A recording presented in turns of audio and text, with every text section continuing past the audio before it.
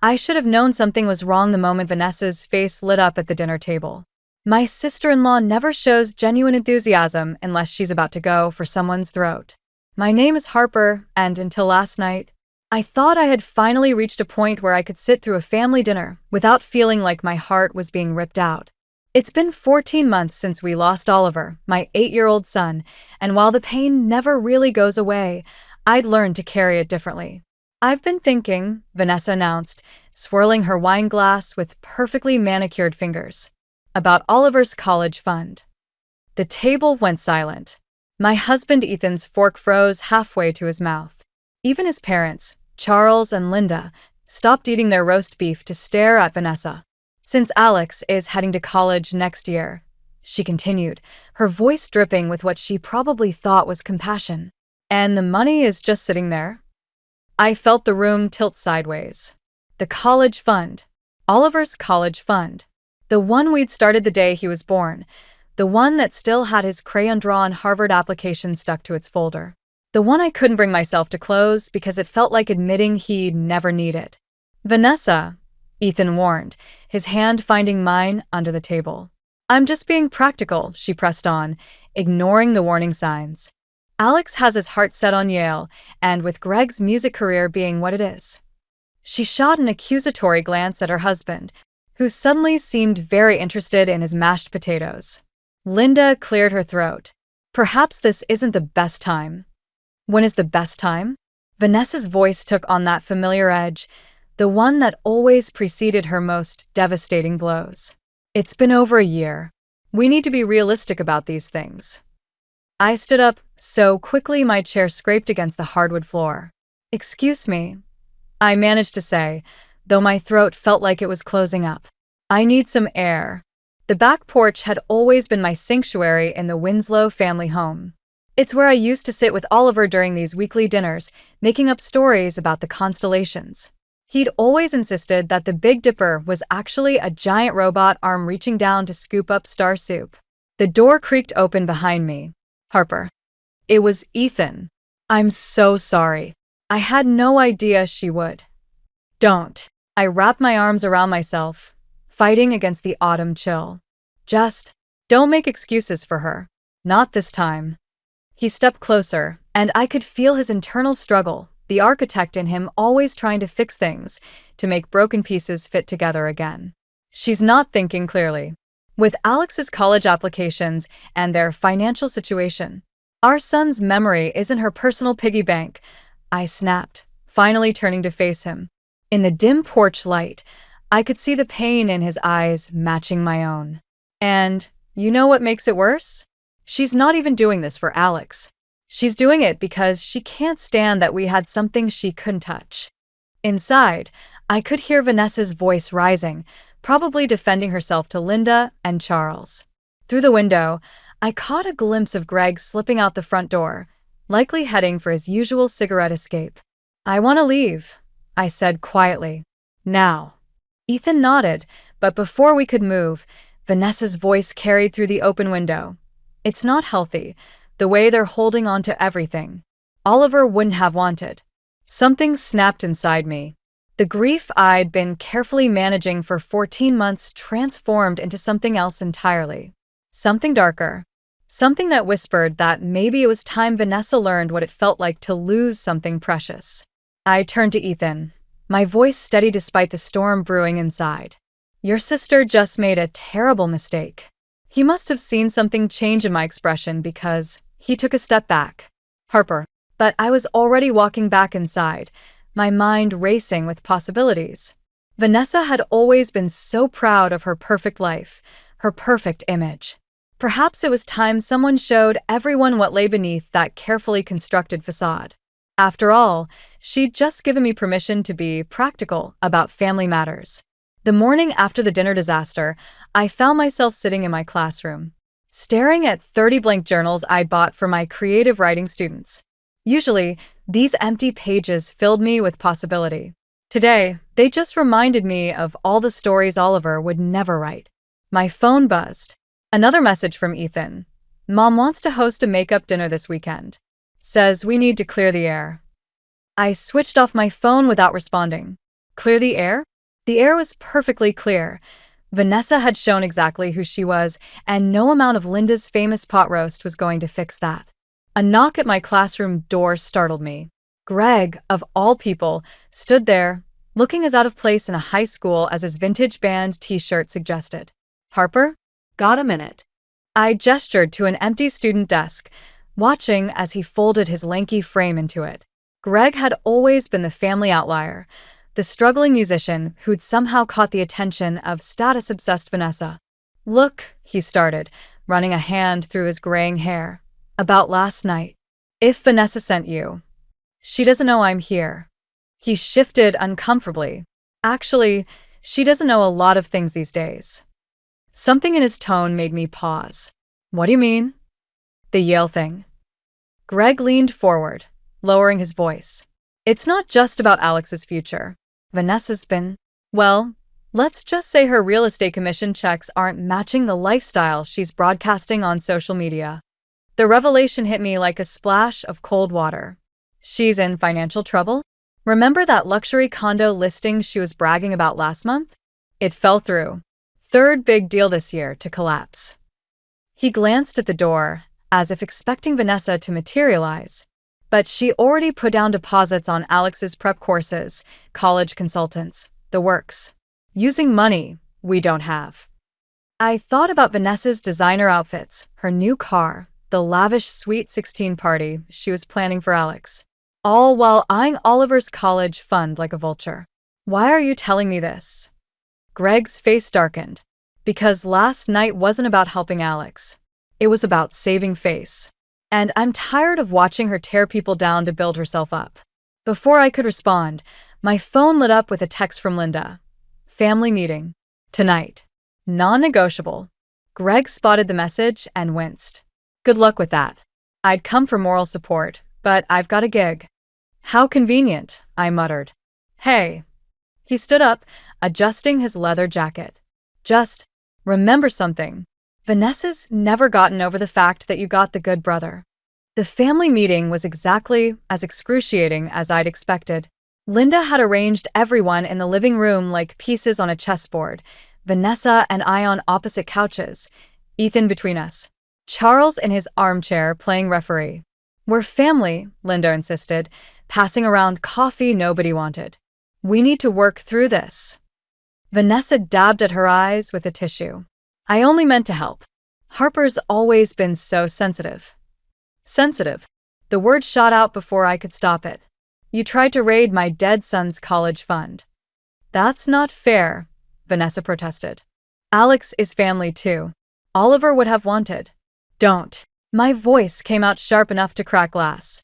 Don't you dare tell me what my son would have wanted. Ethan reached for my hand, but I pulled away. The movement caught Vanessa's eye, and something shifted in her expression, a flash of satisfaction at the distance between us. That's when it hit me. This wasn't just about money. Vanessa wasn't just trying to solve her financial problems. She was trying to prove something. To drive a wedge between Ethan and me. To show everyone that perfect Harper wasn't so perfect after all. You know what? I stood up, surprising everyone, including myself. You're right, Linda. We are family. And family should know everything about each other. Every secret. Every lie. Every hidden truth. Vanessa's face went pale. What are you talking about? I smiled, thinking of Greg's visit. Why don't we start with your real estate business, Vanessa? I hear things aren't quite as successful as you've been claiming. The room went silent.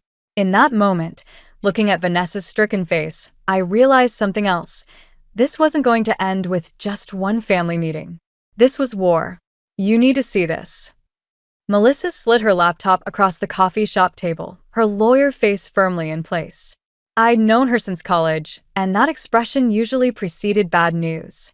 The screen showed a series of bank statements. Not mine, Vanessa's. How did you? Greg came to my office yesterday, Melissa cut in, stirring her untouched latte. He's thinking about divorce. Wanted to know his options. These records are interesting. I scrolled through the transactions, each one making my stomach twist tighter. Designer clothes, spa treatments, expensive restaurants. But what caught my eye were the regular transfers to an account labeled Alex's Future. That's their college fund, I murmured. Was their college fund? Melissa tapped the screen. Look at the withdrawals. The numbers told a story that made me feel sick. Vanessa hadn't just been dipping into Alex's college fund, she'd nearly drained it. All while eyeing Oliver's money like it was her personal backup plan. There's more, Melissa said quietly.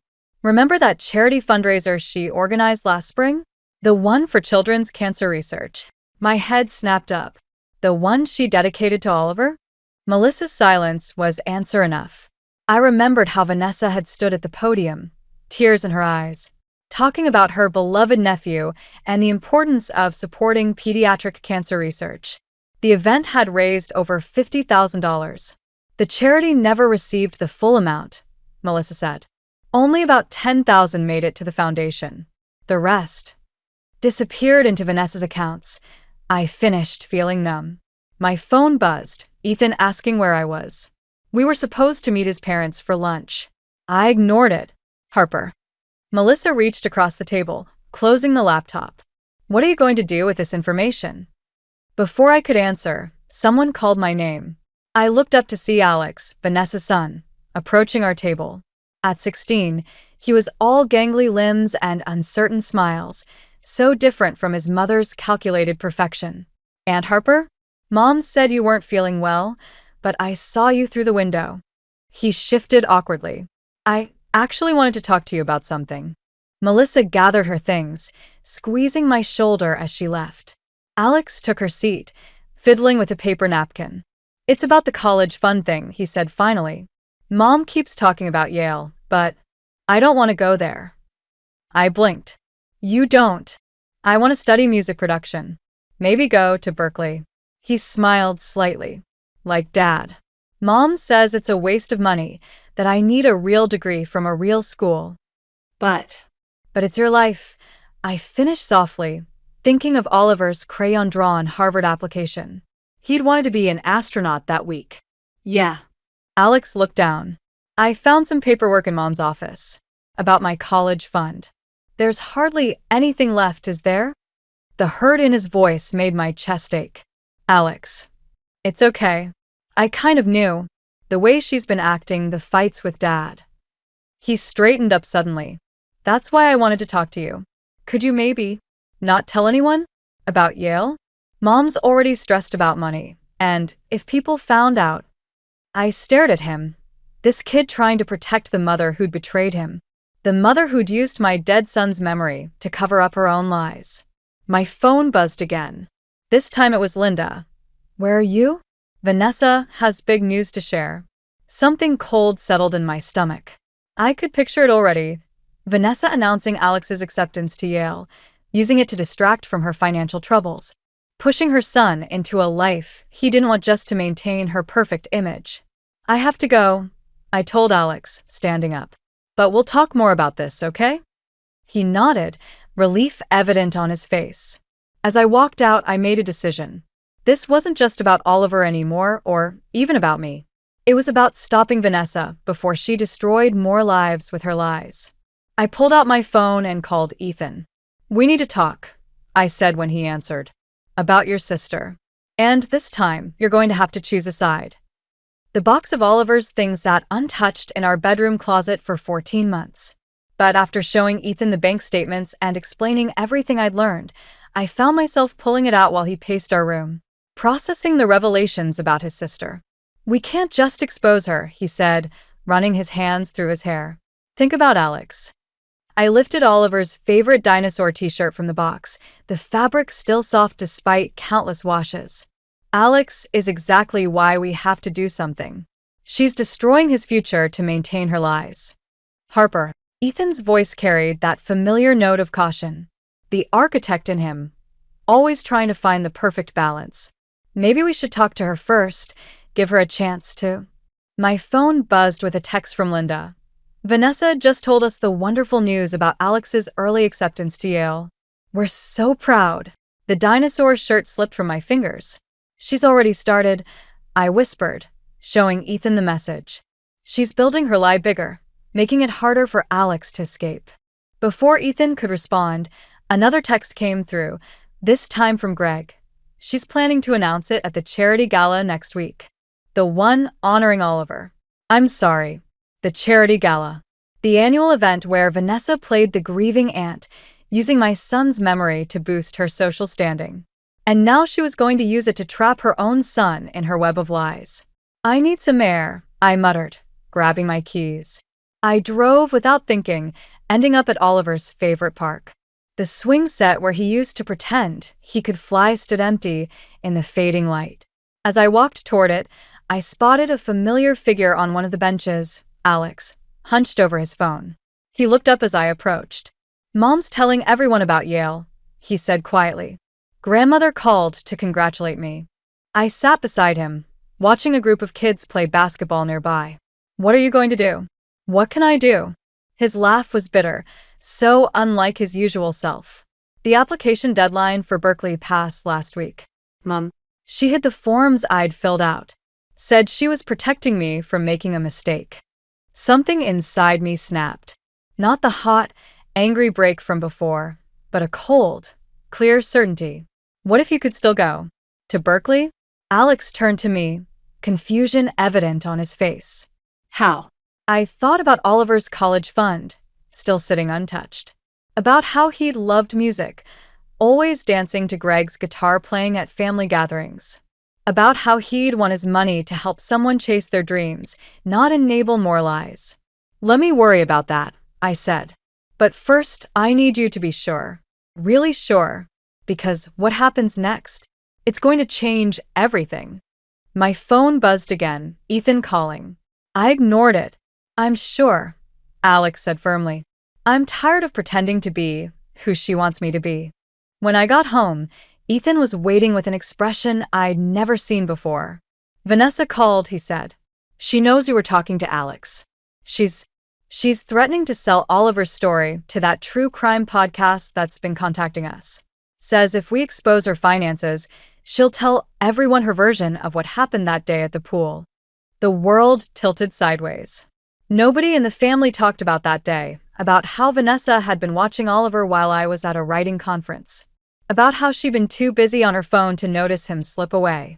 She wouldn't. I breathed, but I knew better. Vanessa would burn everything down to protect her image. Ethan reached for me, but I stepped back. We have to choose, I said. Right now. Between protecting Oliver's memory and exposing the truth. Harper. No. My voice was steady despite the storm inside. I'm done letting her use our son as a weapon. If she wants to tell her version, let her. But first, she's going to learn what it really means to lose everything. I pulled out my phone and dialed Melissa's number. Remember that evidence about the charity money? It's time. And Melissa? Make it public. Sometimes, protecting what matters means being willing to watch everything else burn. The annual charity gala was Vanessa's moment to shine, but tonight, the crystal chandeliers of the Grand Hotel ballroom cast shadows that felt more like judgment than glamour. I watched her work the room, her designer dress catching the light as she shared her fabricated tale of Alex's Yale acceptance with anyone who would listen. Ethan squeezed my hand under the table. We don't have to do this here. But we did. Because Vanessa had chosen this place, this event dedicated to Oliver's memory, to cement her lies. The irony wasn't lost on me. Melissa's text lit up my phone. Documents are ready. Just say when. I spotted Alex at the bar, nursing a glass of soda, his shoulders tense as another well-wisher congratulated him on Yale. Greg caught my eye from across the room and gave a slight nod. Everything was in place. Linda clinked her glass, calling for attention.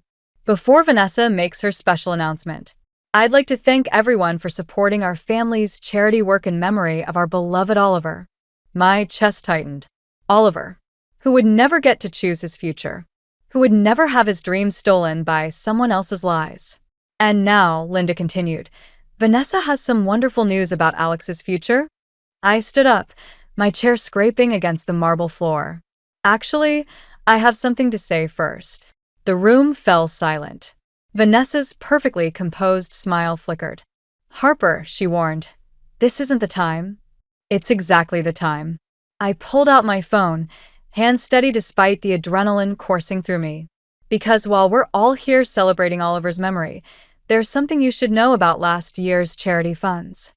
Charles stepped forward, ever the patriarch trying to maintain order. Harper, please. $40,000, I said clearly, my voice carrying across the suddenly silent room. That's how much never made it to the Children's Cancer Research Foundation. Would you like to explain where it went, Vanessa? The color drained from her face. You're lying. The bank records say otherwise. I turned to the crowd. The same records that show how she drained Alex's college fund to maintain her lifestyle. The same Alex she's now forcing into Yale against his wishes. Gasps and whispers filled the room. Alex straightened at the bar, something like hope crossing his face. You want to talk about bank records? Vanessa's voice turned sharp, desperate. Let's talk about that day at the pool. About how you left Oliver with me when you knew. When I knew what? The words came out like ice. That you'd be too busy chasing real estate deals to watch him? That you'd lie about checking on him every 15 minutes. Ethan stood beside me, his presence steady. Vanessa, stop. No. She whirled on him. She's trying to destroy me, and you're letting her. I'm your sister, and Oliver was your nephew. My voice cracked. But that didn't stop you from using his memory to fund your lies. Linda stepped between us, but it was too late. Vanessa lunged forward, grabbing my phone. In the struggle, she knocked over a glass of wine, staining her pristine dress crimson. Show them the rest, she hissed. Show them how you've been investigating me, plotting against me. Show them what a perfect, grieving mother you really are. Mom, stop.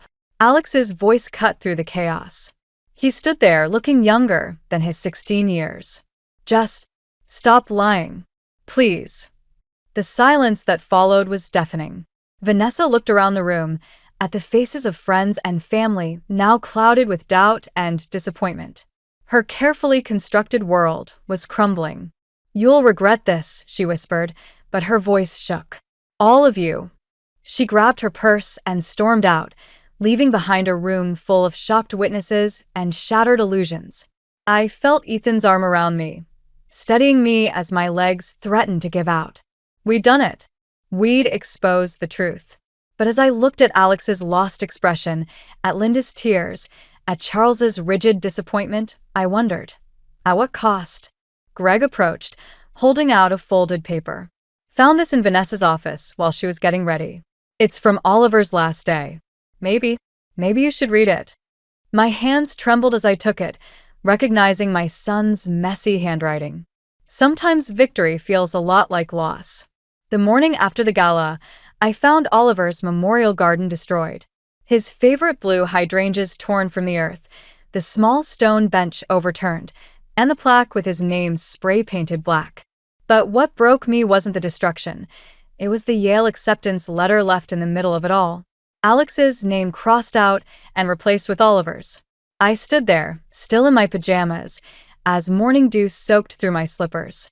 Ethan came running out when he heard my scream. I'll call the police, he said, already dialing. Don't. My voice sounded hollow, even to me. We both know who did this. His hand dropped. Harper. She won. The words tasted like ash. Is that what you want to hear, Vanessa? You won. I shouted at the empty street, not caring who heard. Ethan tried to pull me inside, but I shrugged him off. I started picking up the scattered plants, my hands trembling. These flowers were the same shade as Oliver's eyes. He used to say they looked like little pieces of sky falling to earth. My phone buzzed, Linda calling again. I'd been ignoring the family's messages since last night, but this time I answered. Have you seen the news? Her voice shook. I hadn't. I'd been too focused on the garden. But when I opened my laptop, there it was. Local charity fraud scandal claims unexpected victim. The article detailed how Alex, distraught over the revelations about his mother and college fund, had attempted to run away last night. He'd been found at the bus station, hypothermic and scared. He's asking for you, Linda said quietly. I closed the laptop. I can't, Harper. I did this. The words came out choked. I was so focused on justice, on protecting Oliver's memory, that I hurt another child instead. The doorbell rang. Through the window, I saw Greg standing there, looking worse than I felt. Ethan let him in while I stayed rooted to the couch, still clutching my phone. Alex told me everything, Greg said, sitting heavily across from me. About the music school. About how he was afraid to tell anyone what he really wanted. He pulled out a folded paper, Oliver's letter from the gala. Have you read it yet? I shook my head. I couldn't bring myself to open it last night. You should. He stood up, looking older than his 40 years. And Harper? Vanessa's gone. Took everything from our accounts and disappeared. She left a note saying she's going to make sure everyone knows the truth about that day at the pool. My stomach lurched. Greg, Save it. His voice was tired rather than angry. We all failed these kids, didn't we? You, me, Vanessa. We were so caught up in our adult drama that we forgot what really mattered. After he left, I finally opened Oliver's letter with shaking hands. It was dated the morning of the pool incident, written in his messy 8-year-old scrawl. Dear Aunt Vanessa, thank you for watching me today. Mom says you're sad because people don't see how hard you work. But I see you. You're like the moon. Sometimes you hide, but you're always there. Can we have pizza for lunch? Love, Oliver. The paper slipped from my fingers. All this time, I'd been fighting to protect Oliver's memory, but I'd twisted it into something he would have hated. My sweet boy, who saw good in everyone, even in Vanessa's hidden parts. Ethan found me still sitting there an hour later, staring at nothing. The police called, he said softly. They want to talk to us about pressing charges over the garden. I thought about Alex at the bus station, about Oliver's letter, about how revenge had poisoned everything it touched. No, I whispered. No more destruction. Oliver wouldn't want. My voice broke as a wave of nausea hit me. I barely made it to the bathroom in time. As I knelt on the cold tile, Ethan holding my hair back, I remembered something I'd been too stressed to notice. I was late. The universe, it seemed, had a twisted sense of timing. The pregnancy test sat on my bathroom counter like a time bomb when Melissa called. Vanessa's back. She's at Oliver's Memorial Park. Of course she was. Where else would she go to deliver whatever final blow she'd planned? I'm calling the police, Melissa said. No. I grabbed my keys. This ends between us. The Memorial Park was 3 blocks from our house, a small playground with Oliver's name on a bronze plaque. Even before I saw her, I heard Vanessa's voice carrying across the empty swings. I knew you'd come. She sat on the bench where I used to read to Oliver, a manila envelope in her lap. Her designer clothes were wrinkled, her perfect makeup gone. Couldn't resist one last confrontation. What do you want, Vanessa? She laughed, a hollow sound. Want? I wanted my son to be successful. I wanted my family's respect. I wanted to stop being the screw-up sister who married a failing musician while perfect Harper got everything. I lost my child, and I lost myself. She stood up, envelope clutched to her chest. Every day, watching you and Ethan, seeing how everyone rallied around her grief while She swallowed hard. Do you know what it's like, being the one who survived that day? The one everyone blamed. I never blamed. You didn't have to. It was in every look, every conversation. Poor Harper lost her son, while I was just the careless aunt who checked her phone instead of watching him. The playground felt smaller suddenly, the weight of unspoken words pressing in. A car door slammed nearby, Greg getting out of his truck. He must have followed me.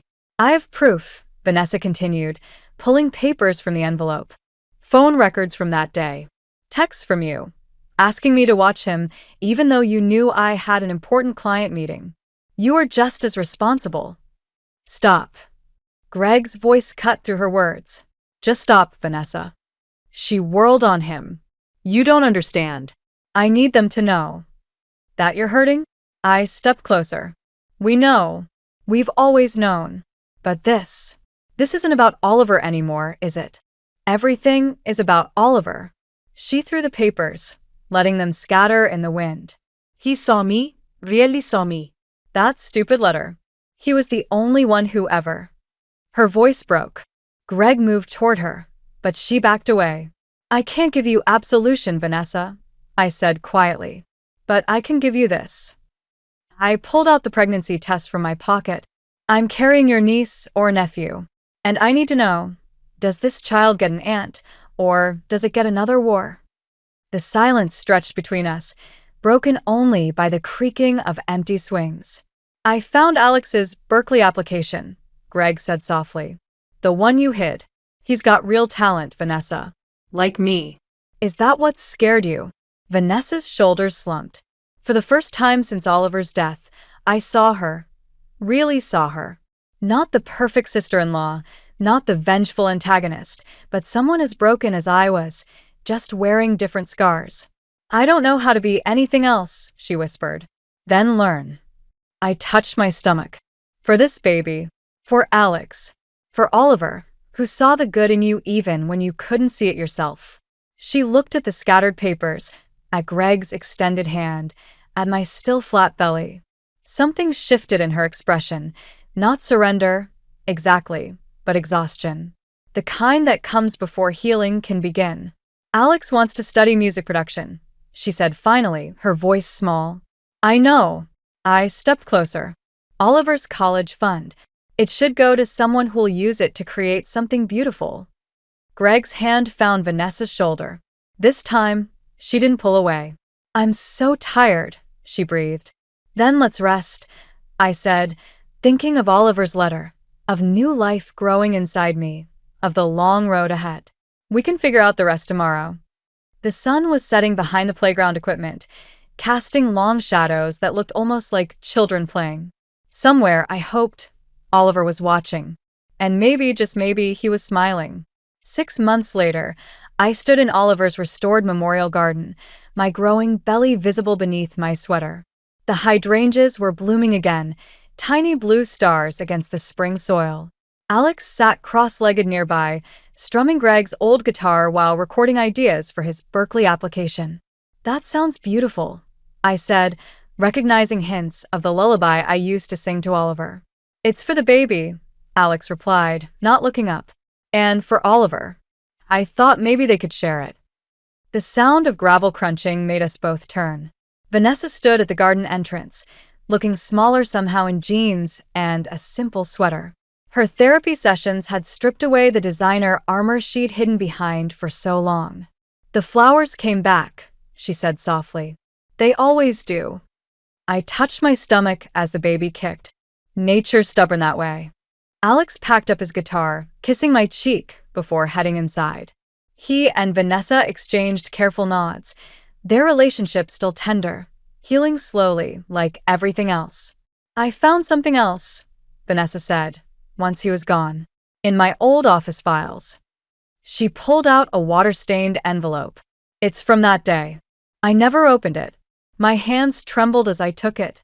Inside was a crayon drawing, stick figures of our whole family, Oliver's last artwork. He'd labeled everyone, Mommy, Daddy, Aunt Nessa, Uncle Greg, Alex. Above us all, he'd drawn a huge moon. Like your letter, I whispered. About you being the moon. Harper, I know, and I did. Some wounds never fully heal, but they can transform into something else. Something that reminds us we survived. The back door opened and Ethan emerged with Linda and Charles. They carried boxes of Oliver's old toys, the ones we'd finally decided to donate to the children's hospital. Each item had been carefully cleaned, photographed, and logged in a memory book we'd made. Ready? Ethan asked, his free hand finding the small of my back. I nodded, watching Vanessa pick up a box without being asked. She'd been doing that lately, showing up, helping, trying to rebuild trust one small action at a time. I have the nursery photos, Linda said, her iPad ready. If you want to see the final design? We gathered around, looking at the room Ethan had architected. He'd incorporated subtle nods to Oliver, constellation wallpaper, a tiny toy dinosaur painted into the mural, a music box that played that same lullaby Alex was working on. It's perfect, I said, meaning it. The baby's lucky, Vanessa murmured, to have all this love waiting. So were we, I replied, meeting her eyes. We just forgot sometimes. Later that night, after everyone left, I sat in the nursery's rocking chair. The moon cast shadows through the window, dancing across the constellation wallpaper. I thought about Oliver's drawing, about how he saw us all connected under the same sky. My phone lit up with a text from Melissa. Alex's Berkeley application is ready. Want to review it tomorrow? Another message followed, this one from Greg. Vanessa asked about family counseling. Together. All of us. And finally, from Vanessa herself. Thank you for letting me be the moon again. I closed my eyes, feeling the baby move. We decided not to learn the gender, but somehow I knew, a girl. A fresh start, but not a replacement. Never that. Your brother drew us a picture. I whispered to my belly. He knew something I forgot, that family isn't about being perfect. It's about being there, even when we're hiding, even when we're scared. The nursery door creaked open. Ethan stood there, holding Oliver's favorite stuffed dinosaur, the one we'd decided to keep. Room for one more? He asked. I patted my stomach, smiling. Always room for one more. He placed the dinosaur on the windowsill, where moonlight made its shadow look almost alive. Together, we watched the stars emerge, each one a tiny light in the darkness, each one a reminder that even after the longest night, morning comes. And sometimes, if we're brave enough to look, we find that the light was there all along, waiting for us to notice.